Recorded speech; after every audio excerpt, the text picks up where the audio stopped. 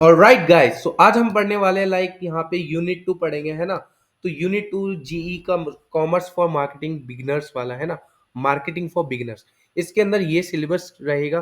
पहला टॉपिक ये रहेगा कि कंज्यूमर कैसे चीजें खरीदता है, उसका बाइंग डिसीजन कैसा रहता है। सेकंड पे हम रहेंगे कि मार्केटिंग स्ट्रेटेजीज क्या है, सेगमेंटेशन क्या है ना। और हम लास्ट वाला गाइस फिलहाल के लिए स्किप कर रहे हैं, है ना, बिकॉज 2 दिन बाद आपका पेपर है। तो मुझे भी थोड़ा प्रिपरेशन का टाइम मिल जाए कम से कम, है ना। तो फिलहाल यही मेन टॉपिक से, तो आप इतना यहाँ तक भी कर लोगे ना, यहाँ तक भी आराम से कर लोगे तो सारा कोई दिक्कत होगी नहीं। क्योंकि यूनिट 1 से दो दो क्वेश्चन करके आते रहते हैं ना, दो चार करके, उसमें भी आपके ऑप्शन रहते हो, है ना। चलो चलो, पहला हमारा रहता है कि कंज्यूमर बाइंग बिहेवियर क्या होता है। कंज्यूमर बाइंग बिहेवियर सिंपल रहता है कि लोग चीज़ें कैसे खरीदते हैं, सिंपल समझ गए। उसके कुछ स्टेप्स होते हैं, है ना, कि कुछ चीज़ें रहती है कि कंज्यूमर के किस तरीके से खरीदता है। वो सारी चीज़ें फैक्टर्स चीज आपका नेक्स्ट वीडियो में बताता हूँ। नेक्स्ट वीडियो नहीं, सॉरी, नेक्स्ट स्लाइड्स में आता है। अब देखो, यहाँ पे कुछ स्टेजेस होते हैं कंज्यूमर का बाइंग बिहेवियर, कि वो कौन से स्टेजेस है जो कंज्यूमर है वो खरीद रहा है ना। पहला हो गया प्रॉब्लम।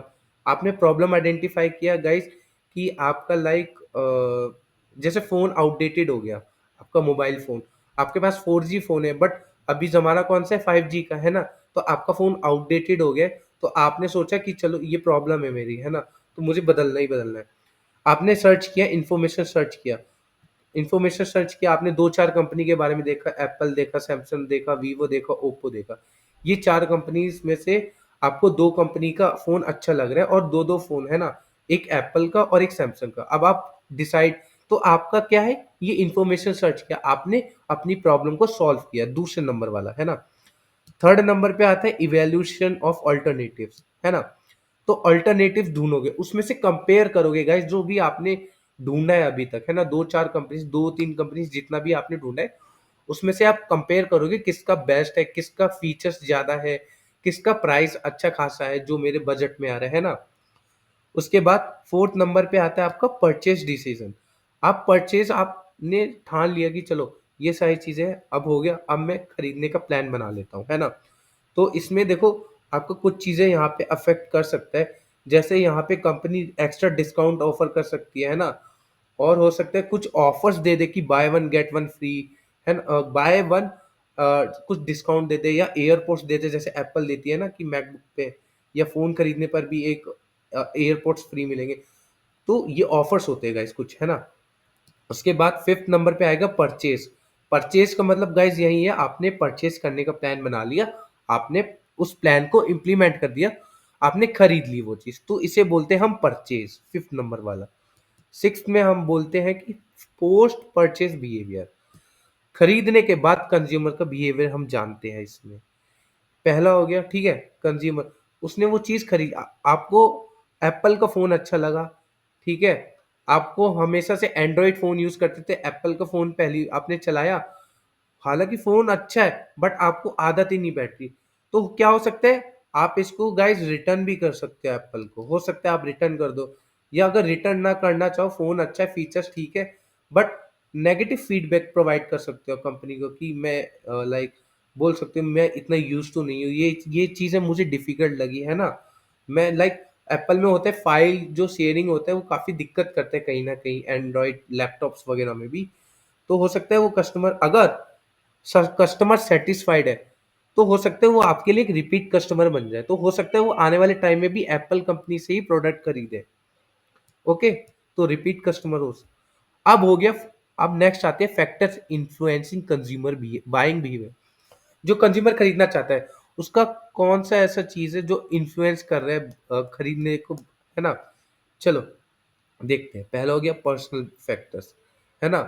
गाइस कुछ होते हैं कॉलेज स्टूडेंट्स, उनको खुद उनका पर्सनल चॉइस होता है खुद की, ऐसा इधर उधर नहीं होता, पर्सनल चॉइस होता है। जैसे कॉलेज स्टूडेंट्स को ट्रेंडी क्लोथ्स पसंद है ना, आजकल फैशन वगैरह में, उनको ये फैशन का लेटेस्ट जनरेशन है, उनको कुछ ऐसा पसंद है, फैशनेबल हो गया कुछ, एनिमेशन से रिलेटेड हो गया, कुछ नया हो गया, है ना। वेयर एज वर्किंग ऑक्यूपेशन के लिए फॉर्मल क्लोथ्स, क्योंकि उनका माइंड उसका पर्सनल फैक्टर वही है कि या मुझे ये ही लेना है ना। तो ये पर्सनल फैक्टर हो गया।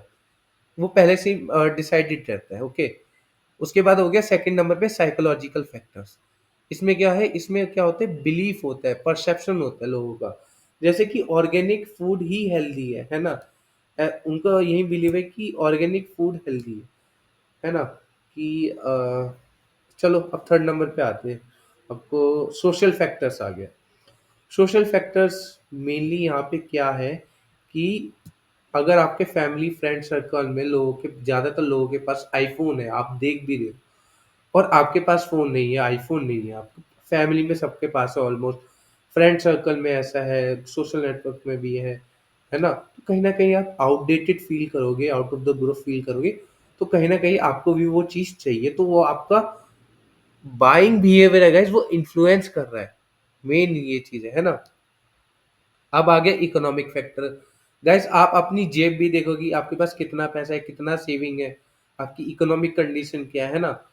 अब यहाँ पे एग्जांपल लूँ तो जो मिडिल क्लास थी, जैसे स्टॉक मार्केट क्रैश में 2008 में जब हुआ था, तो मिडिल क्लास ने जितने भी लग्जरी आइटम्स थी उसको परचेज करना बंद कर दिया था। इंस्टेड वो खाने पीने की चीजें, जो जरूरत की चीजें, वही खरीदी, है ना। इधर उधर पैसा वेस्ट नहीं किया। तो इससे बोलते हैं लाइक, इन्होंने इकोनॉमिक फैक्टर को लाइक डाउन ट्रेंड में जब हमारी इकोनॉमी थी, तो अच्छे से मिडिल क्लास ने वही जरूरत की चीजें खरीदी, है ना। फिफ्थ नंबर पे हो गया सिचुएशनल फैक्टर। अब यहाँ पे फिजिकल एनवायरनमेंट हो गया, टाइम को देख के होता है। जैसे कभी देखा होगा कि रात को या वीकेंड्स पे सैटरडे संडे बहुत ऑर्डर्स आते हैं स्विगी जोमेटो में। ऐसा क्यों है, क्योंकि तब working profession most of the case Saturday Sunday को हॉलीडेज रहती है। तो वो जब घर पे होते हैं तो वो कहीं ना कहीं फैमिली के साथ एक टाइम इंजॉय करना चाहते हैं ना, स्पेंड करना चाहते हैं। तो वो कहीं बाहर जाते हैं, और घर में कुछ वैसा रहता है कि तो घर में लाइक अपना कुछ अच्छा सा सेलिब्रेट कर लेते हैं, डोमिनोज से ऑर्डर कर देते हैं ना। तो ये बाइंग बिहेवियर है ना गाइस। तो ये बाइंग बिहेवियर हो गया टोटली, जो इनके चेंज कर देते हैं, इन्फ्लुएंस करता है बेसिकली। अब हम टॉपिक 2 पढ़ेंगे, यूनिट 2 का। अब यहाँ पे गाइस इतना पढ़ लिया, यहाँ तक पढ़ लिया, यहाँ तक भी ठीक है, बट ये भी बता देता हूँ आपको। Concept of market segmentation, dividing a broad consumer of, ठीक है। तो इसमें क्या है, जो एक बड़ा सा जो कंज्यूमर बेस है, उसको सब ग्रुप्स की कैटेगरी में डिवाइड कर दिया गया है, जिसे हम क्या बोलते हैं, सेगमेंट्स बोलते हैं, नोन एज सेगमेंट्स। जो कुछ कहीं ना कहीं कुछ अपना कैरेक्टरिस्टिक शेयर करते हैं। अब इसका देखो मेनली आइडिया यही है, देखो the idea is to identify groups of consumers. इसमें क्या है, ये पहचानना चाहते हैं जो हमारे जो जितने भी ग्रुप ऑफ कंज्यूमर्स है ना, उनकी उनको क्या चाहिए, ऐसा है ना, उनको क्या चाहिए और उनकी क्या प्रेफरेंस है प्रोडक्ट में, उनको कौन सा चीज़ चाहिए और क्या प्रोडक्ट उनको चाहिए। तो उसी हिसाब से कंपनी अपना मार्केट स्ट्रेटजीज बिल्ड करती है, और उनकी जो नीड्स है उनको फुलफिल करती है स्पेशली, है ना।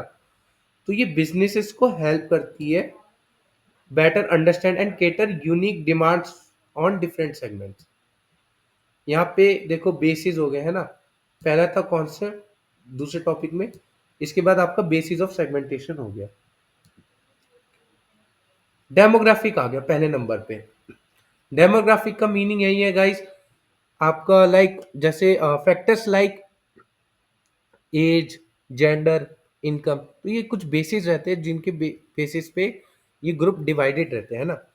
एक टॉय कंपनी हो गई,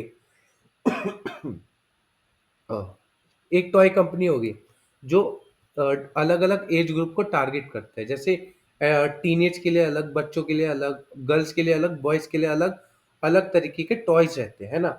दूसरे नंबर पे हो गया जियोग्राफिक सेगमेंटेशन। ये लोकेशन वाइज, जो रीजन होता है क्लाइमेट वाइज रहता है।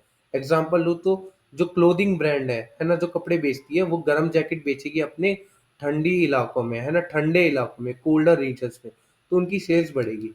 तो एक ये पर्टिकुलर बेस रहता है। उसके बाद life stage segmentation, market based on life stage consumers.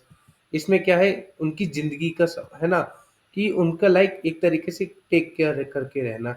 जैसे इसमें म्यूचुअल फंड कंपनी का भी मेन रोल प्ले करता है, फाइनेंशियल कंपनीज होगी, लाइफ इंश्योरेंस कंपनी होगी, जो उनके लाइक अलग अलग, आपने देखा होगा ना, एल आई सी के लिए, एल आई सी में डिफरेंट टाइप्स ऑफ पॉलिसीज रहती है कि एक हो गया जैसे रिटायरमेंट कोई लेना चाहता है, उसने सोचा कि मैं अगले 10 साल बाद रिटायरमेंट का सोच रहा हूँ, तो उसके लिए अलग पॉलिसी रहती है।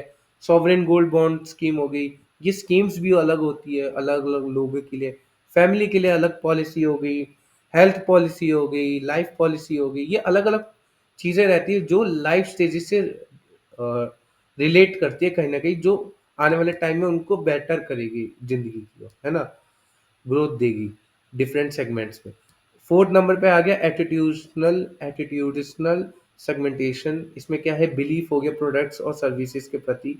जैसे तुम्हारा एटीट्यूड है कि भाई मुझे इको फ्रेंडली, एक कंपनी है जो इको फ्रेंडली ब्रांड है, जो टारगेट करता है एनवायरमेंटली कॉन्शियस कंज्यूमर्स को, जो सस्टेनेबिलिटी पे फोकस करते हैं, and they are willing to pay premium also. Last हम आते हैं ऑक्यूपेशनल सेगमेंटेशन। ये बेसिकली बेस्ड ऑन प्रोफेशन है, जिसमें और ऑक्यूपेशनल कंज्यूमर्स है, जिसमें ये लेट्स सपोज एक जूता बनाने वाली, ये जूता छोड़ो, क्लोथिंग कंपनी होगी, क्लोथिंग कंपनी जो कपड़े बेचती है ना। तो बेसिकली आपने ये देखा होगा कि जो पर्टिकुलर जो क्लोथिंग कंपनी है वो वर्किंग प्रोफेशन के हिसाब से भी कई बारी काम करती है। जैसे इंडस्ट्रियलिस्ट हो गए तो उनके लिए अलग कपड़े होते हैं, जैसे बच्चे हो गए स्कूल में पढ़ते हैं उनके लिए फॉर्मल ड्रेस होता है गाइस अलग से, है ना? ऑफिसेज हो गई, उनका उनका भी अलग ड्रेस होता है। उसके बाद आपका जैसे हॉस्पिटल में जैसे जो डॉक्टर्स होते हैं उनके लिए अलग ड्रेस होते हैं, नर्सेस के लिए अलग ड्रेसेस हो सकते हैं, है ना? एक जो कारपेंटर हो गया उनके लिए अलग ड्रेसेस होती है। तो वो चीज clothing company like occupational wise different different segment को टारगेट करते हैं, है ना? तो चलो, फिलहाल वीडियो यहीं तक था। अच्छी लगी तो लाइक सब्सक्राइब शेयर सब कर देना, और वीडियो को बेल आइकन के साथ इस वीडियो को शेयर भी कर देना। ओके, चलो।